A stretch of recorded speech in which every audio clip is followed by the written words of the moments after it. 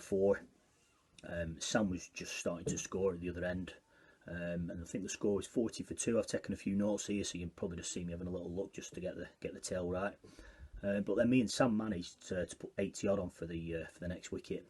Sam took a real liking to the ball and attack everything. He found the middle of the bat all day, and he struck it so well that day. Lovely sunny day, setting the scene.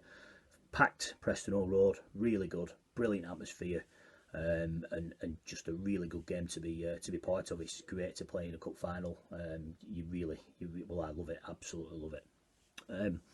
Unfortunately, I got out next. I went for 25. The score was 123 for 3. Craig and Jack Kennedy both came and went pretty quickly, which was a bit of a dive for us really. But thankfully Sam just kept on finding the boundary. I think we were 155 for 5. Like I say, Jack and Craig had been and gone. And then we lost Sam. He got 71 off 68 balls, and we were 158 for 6. So, not too bad. We had the lower order in the tail to help us get up to a good total, a competitive score. But unfortunately, we scratched around for a bit and we ended up with 169. Competitive score, yeah, in a cup final. Runs on the board, definitely. Really competitive score. Could we have scored more? Yeah, we could have done. When you have Jack Kennedy, Jaffa Mahmood, Howard Mercer in your middle order, most weeks you'll find one of them knocking a quick 40 to boost totals. But whether it was nerves that day, don't know. But so there we go. Half time, Brinskull needed 170 to win. So nervous, yeah. I mean, I'm getting goosebumps now just talking about it. I was high on nerves. I always use them, my nerves, to encourage myself, and I'll be honest, I never shut up on a cricket field, constantly talking, every ball, before every ball, after every ball. I find it helps me stay motivated. I hope it has always helped motivate other people. I probably annoy the hell out of some people, but hey ho, that's what drives me, and it really does drive me. Talking to people, talking through the game, and I really like to be involved as a fielder. I want to be involved in everything. I want to be right in the middle of it, so I can make a difference. So we bounced out the changing room, and we thought we can definitely defend this score. But this was Brinskull. I've mentioned them a few times. They were also the defending champions of the cup, and a damn tough side, and we knew they were dangerous. So Dan Fish, he was thrown the ball by our skipper Trigger. Fishy was an all or nothing man. He played right on the edge of drama, loved the big games, but he was nervous. I could tell he was nervous. Fishy's very much of a twitcher, and he was twitching that day, twitching a lot. So the field was set, and in he came, opening the ball in. 3 balls later, he bowled their opening bat, and what I consider the most consistent batter, Liam Winstanley, great player.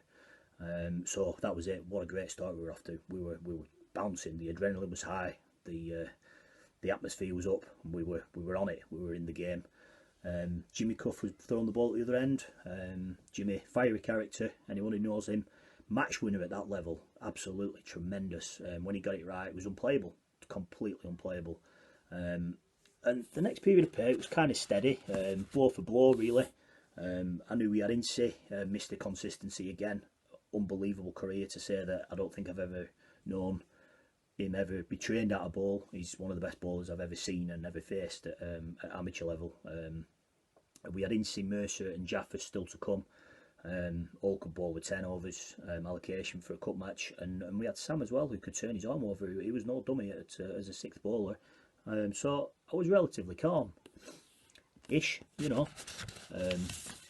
So Fishy and Cuffy, I was getting my notes right, they ended the first spell, and on came Jaffa, and boom boom, like I've said about cricket, he spun the game in 2 balls, 2 wickets, 49 for 3.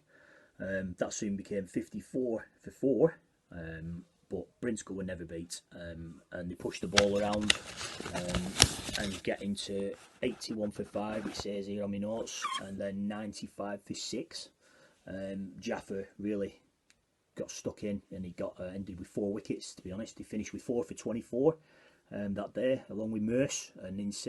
Mercer finished with none for 25 off his 10 overs, amazing economy.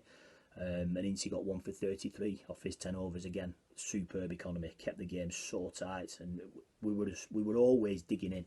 As with Brinskull, it was blow for blow.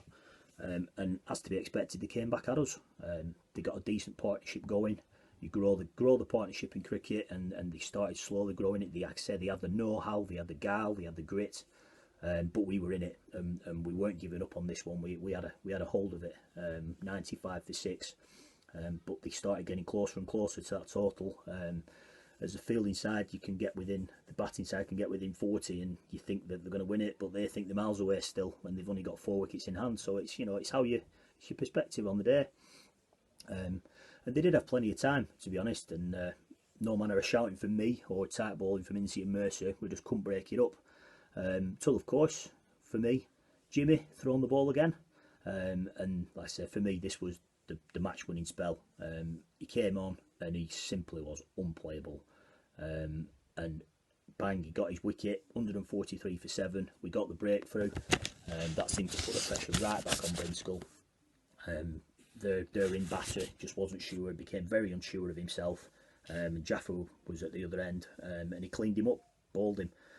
So that was 143 for 8. And then Jimmy again, he came back on. And where are we now? It was he came in and he took another wicket, 147 for 9. And now here, I can't speak for any of the other lads, but I was an absolutely emotional wreck. I remember I was down where the garage is, fielding down there. I was shaking like a leaf. I was high, I was low, I was just sweating. I'd lost my voice. And as Jimmy ran into ball and bowled the number 10 to finish with 3 for 15 off his 8 overs, and we were champions. I'm not going to lie, I'm getting goosebumps just sat here talking about it. It was a proper team performance. Everyone played a part. We showed true grit, determination, skill, talent, and against one of the toughest opponents at that level that I'd ever played against. I did have tears of joy running down my face. I'm not going to lie. We were Lawrenson Cup winners. Not my first cup win, not my last, but one that was up there with a massive team achievement. Wow, that sounds like an absolute belter. I'm not going to lie, I've got goosebumps myself just listening to you, old fella. Now, a little bit of nostalgia, if you'll indulge me, please, Robbo. You've been at the club so long, you must have seen and played with some extremely talented players.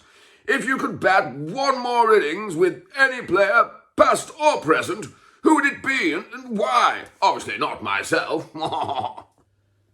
Another good question, Nick. Yeah, I've been privileged to play with some very, very good cricketers. I would never consider myself to be anywhere near in the same league as them. I just happened to be the right place at the right time, probably. The right age, decent fitness, believe it or not, back then.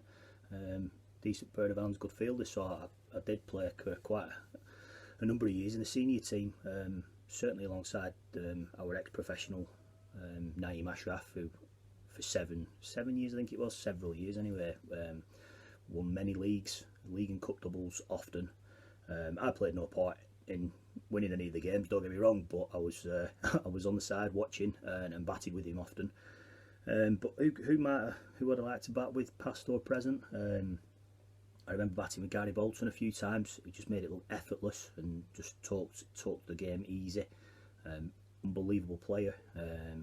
The Friend brothers, I saw them growing up through the ranks as kids, coaching them to going past me and beyond into the senior league, and now they're both playing the trade at Darwin and they're incredibly successful. Would I bat with them? Absolutely, I'd love to bat with them now. I thought they were both superb players as kids, and now they're grown men.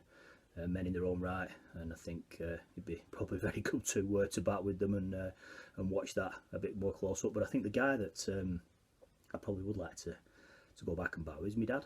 I never really got a chance to bat with him that often, if at all. I'm just trying to think if I did, or maybe once. I think he bowled left-handed, he batted right-handed. Like I say, I made my debut under him. Yeah, and I think it would be very nice to go back and bat with my dad to answer your question. Cheers, Nick. Well, there you have it, ladies and gentlemen. There you have it. I'm afraid that's all we've got time for today. So, my thanks to Robbo for joining us. Thanks, Robbo. It's been an absolute pleasure, Nick. I've loved it. I do enjoy reminiscing, going through the memory banks, pulling it all out. and I hope everyone's enjoyed listening to me waffle on. I know me and Tosh can talk a good game, but hopefully we've both entertained you these past few weeks with tales of Cherry Tree as we know it. We've been part of the club for a very long time, as have a lot of people who've been listening, hopefully. So, and speaking of members of the cricket club, I'd just like to take this opportunity, if I can, if you don't mind, Nick, if you just indulge me, just to dedicate this little video to Rod Riley and Anne Weir, two very good friends of Cherry Tree Cricket Club, going through a tough time at the moment.